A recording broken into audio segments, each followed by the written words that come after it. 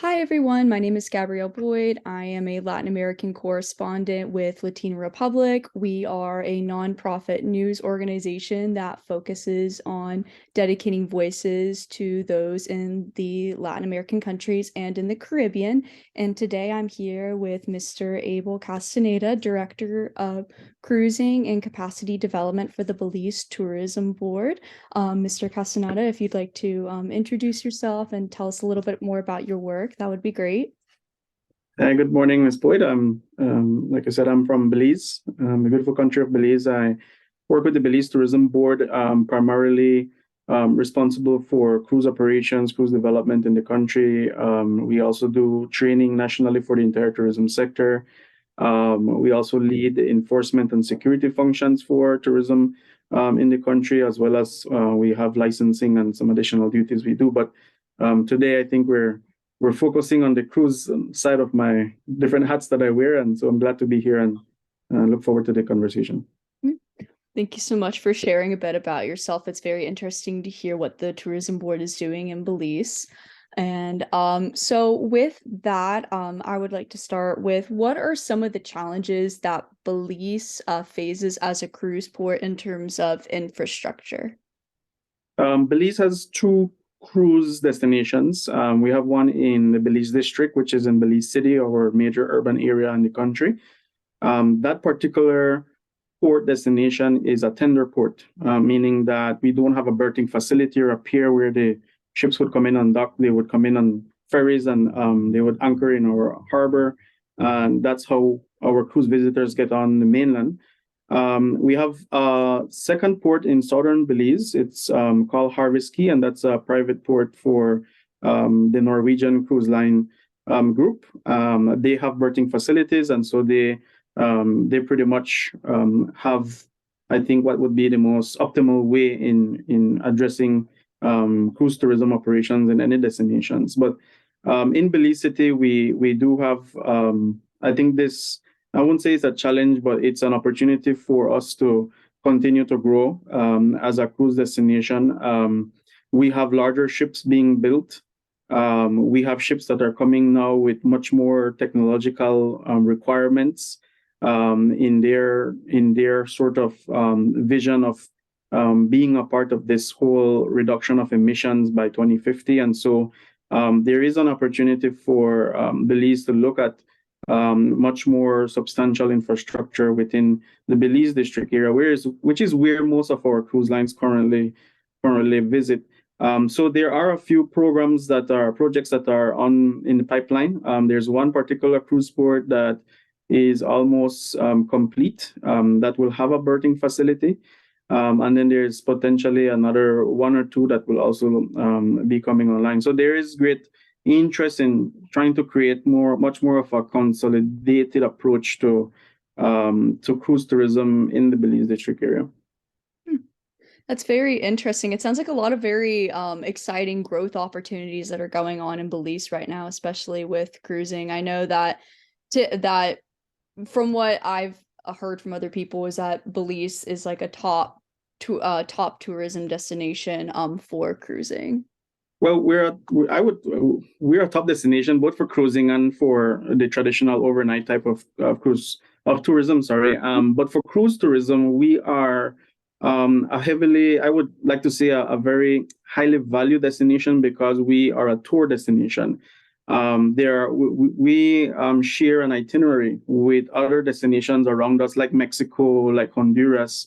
But for the most part, what we offer here are experiential tours and activities that guests can do while they're here, as opposed to offering shopping, retail, and a lot of maybe food and beverage type of experiences. When you come to Belize, you come to experience our beautiful nature, our wonderful people, the cultures, etc. So that's kind of what maybe sets us apart from our other destinations that are in the region. Yes, for sure. Especially with the ecotourism side, I've noticed with Belize too, is very heavily with the barrier reef being there, if I'm not mistaken. Yeah, I'm not sure if you know, but we have the second longest barrier reef in the world, and we also like to say we have the longest living barrier reef in the world. That's next to the one in Australia. But yes, so they're not. It's not only the barrier reef. I mean, we have about 30% of our territory under some sort of protected area status.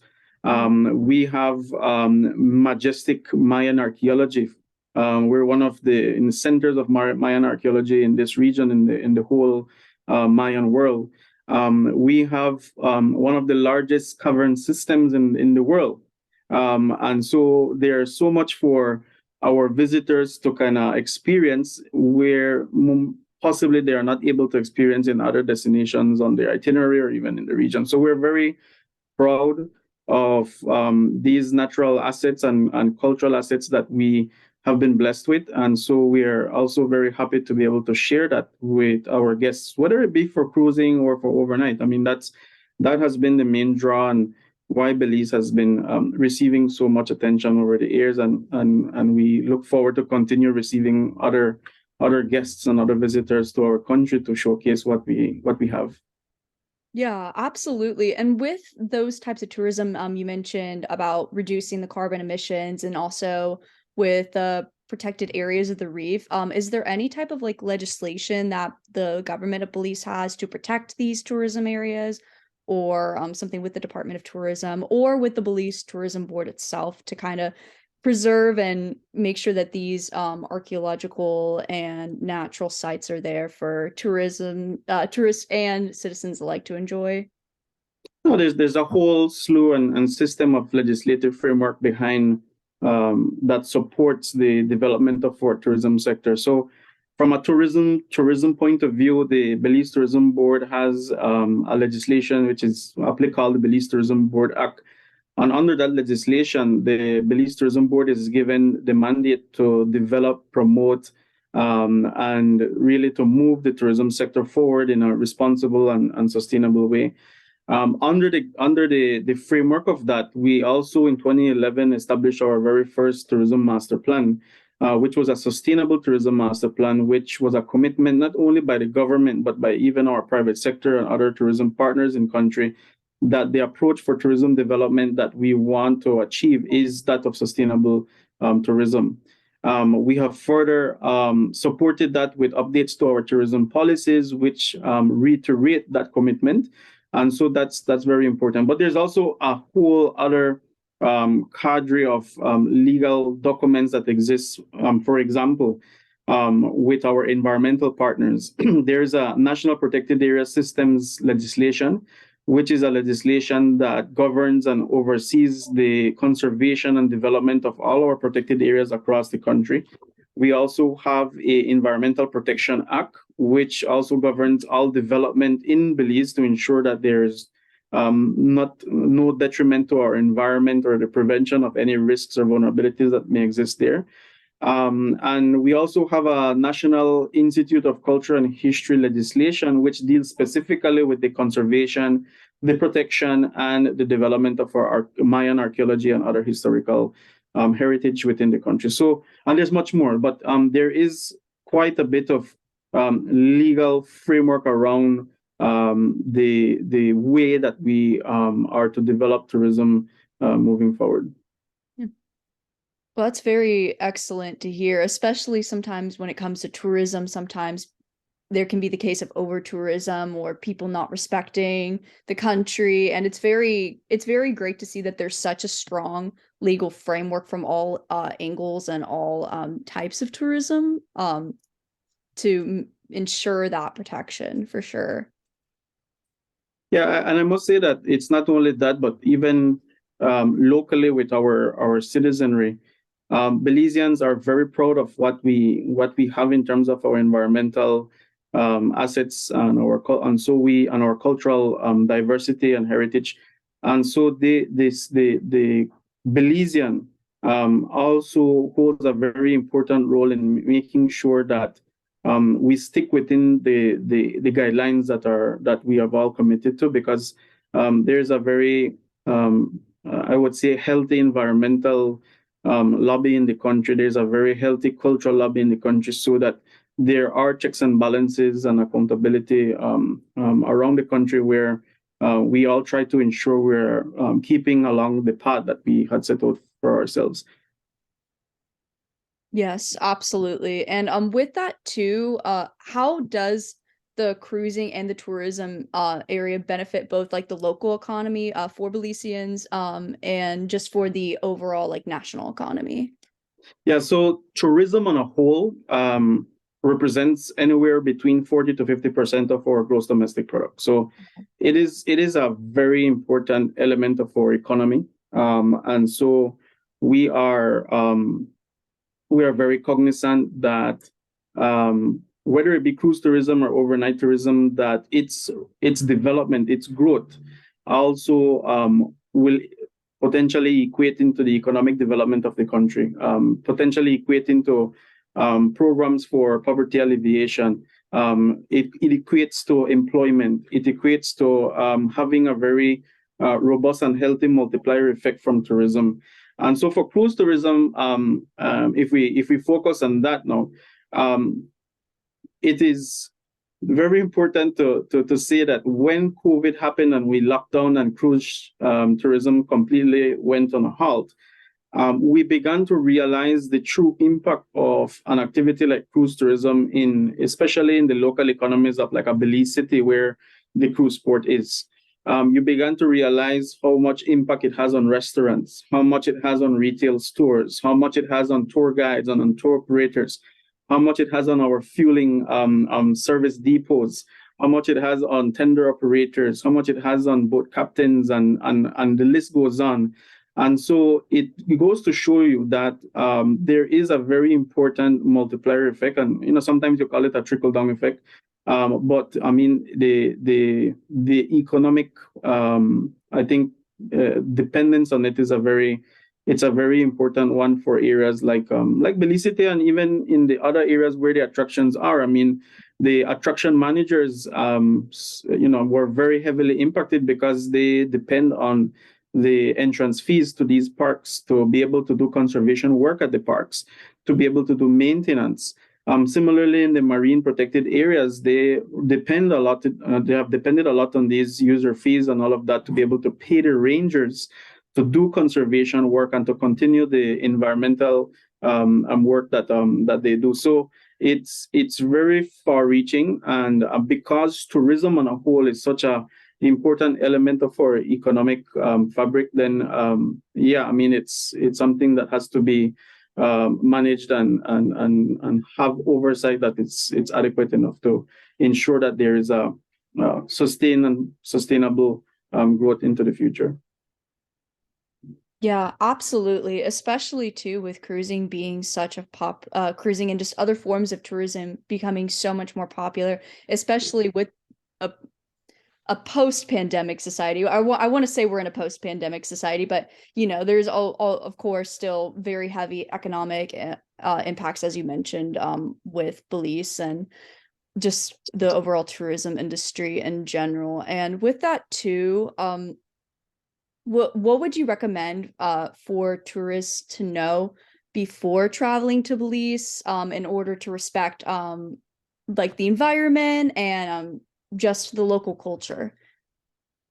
I think that one of the first things that any visitor that comes to Belize should know about Belize is that we are a very inherently friendly people, and that we literally open our doors to our homes and to our country to share what we have been blessed with our visitors. So if our visitor and guests understands and appreciates that, it really then translates quite easily into ensuring that you take care of that person's home, of that person's environment that you're visiting. And most of our tour operators, our hotels, they are also along this path of responsible development, and so they will share information in your hotel room, as you do your orientation for your tour, etc. You visit the attractions. You have information there which guides you and tells you, what, this is this is the beauty of what we have to offer in Belize. But we do ask you to help us and be a part of the conservation of it, so that others after you can also enjoy this, and future generations will have an opportunity to visit the Belize Blue Hole, which is a major bucket list that exists in one of our along the Barrier Reef for Belize, or to visit the Caracol archaeological site, which is a Mayan archaeological site that rivals Tikal in Guatemala or Chichen Itza in Mexico. And so all of these are elements that we want to have our guests appreciate. And I think that one of the best ways that is sort of transacted with our guests is that when you meet a Belizean, you will see right off the bat that we are genuinely friendly, and that we are happy that you are here, and that we are happy that you have an opportunity to kind of experience what it is that we call home. And so I think that for me is the most important element of it all. And believe me, it has been the element that has led many people that have come to Belize to say, you know what, I would like to come here and retire.